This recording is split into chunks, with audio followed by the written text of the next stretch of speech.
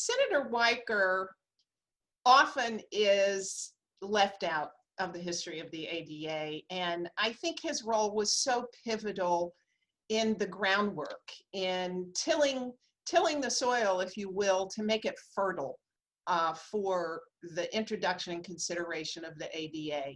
Senator Weicker, at the time in the early 80s, chaired the Subcommittee on Disability Policy, which was a subcommittee of what is now the HELP Committee. It doesn't exist anymore, but it was very vital back then. And the jurisdiction of that subcommittee in the Senate was disability rights, IDEA, the Vocational Rehabilitation Act, other laws related to disability rights and special education and rehabilitation. So it really was the heartbeat of that activity in the Senate. And so it was the logical place for this work to be grounded and for this work to begin, rather than the Judiciary Committee, interestingly enough, which is certainly where it ended up having consideration. But this was really the place to start. And I just like to sort of go back to 1983, which was a time that we were really beginning to look at disability rights. And I just want to mention this one report, which again, often doesn't get mentioned, but this is a report called Accommodating the Spectrum of Individual Abilities, written by the U.S. Commission on Civil Rights. And it's all about disability rights. And Senator Weicker saw this. He was really compelled by it. He had a strong track record in civil rights writ large. And this really resonated with him in that, you know, everybody else who is a protected class, except people with disabilities. And this was kind of the beginning of that sort of consideration. Fast forward to the Rehabilitation Act amendments of 1984. So the law was up for reconsideration and we were working on it. And one of the things we noticed in there is that there was this little group that was buried in the Department of Education that was to advise the secretary on matters of rehabilitation. And they never got any visibility, they never got any play. So Senator Weicker said, you know, let's lift that group up and make it an independent federal agency that looks at disability issues across the entire federal government. And there was born the National Council on Disability. So his work goes back to the creation of the entity that eventually would draft the law, or would draft the bill that would become the law. So that was very significant too, and part of the mandate in those amendments that came out of our subcommittee was for the National Council on Disability to draft a report that gave an assessment of the status of disability law across the federal government with recommendations.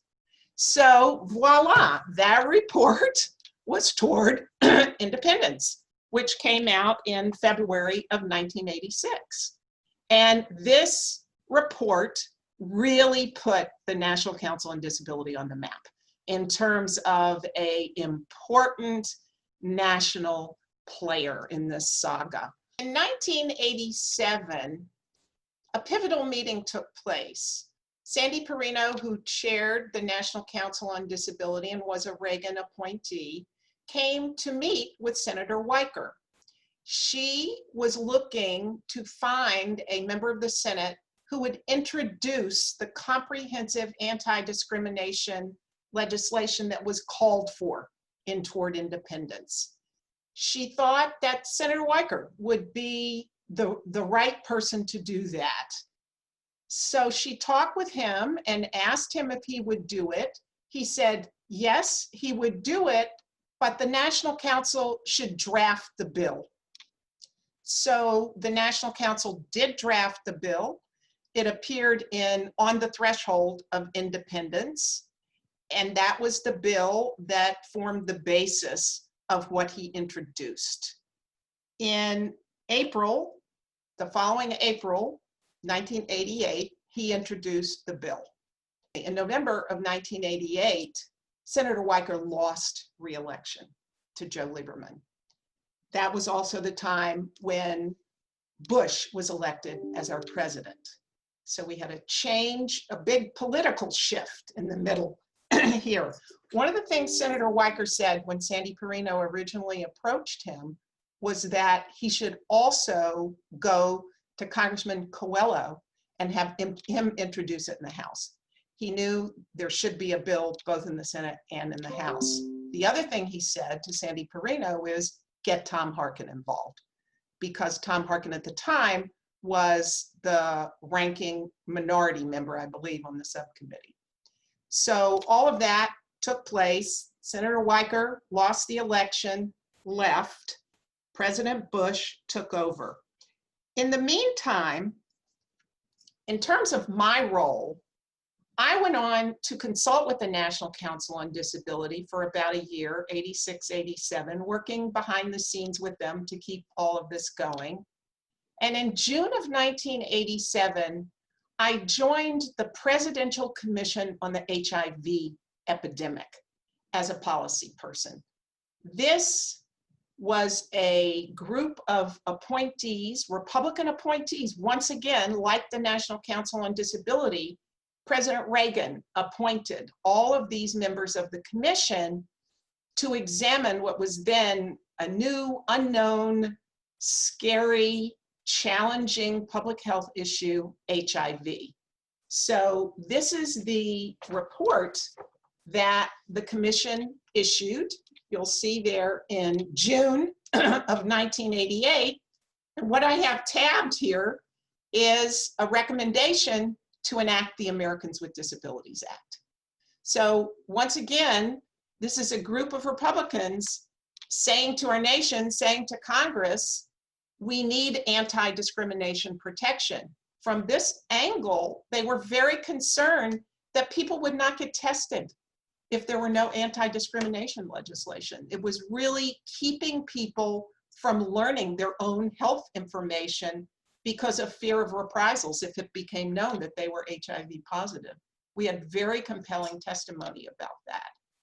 So I was lucky enough to be invited to the signing ceremony at the White House. It was so magnificent. It was a gorgeous day. It was very hot. Because I had been doing some work with Senator Dole and his office and his staffer, we all went down there together and went to the White House and onto the lawn. And it was a stunning vision of hundreds and hundreds of people with disabilities, people who had worked so long and so hard to make this happen, Republicans and Democrats.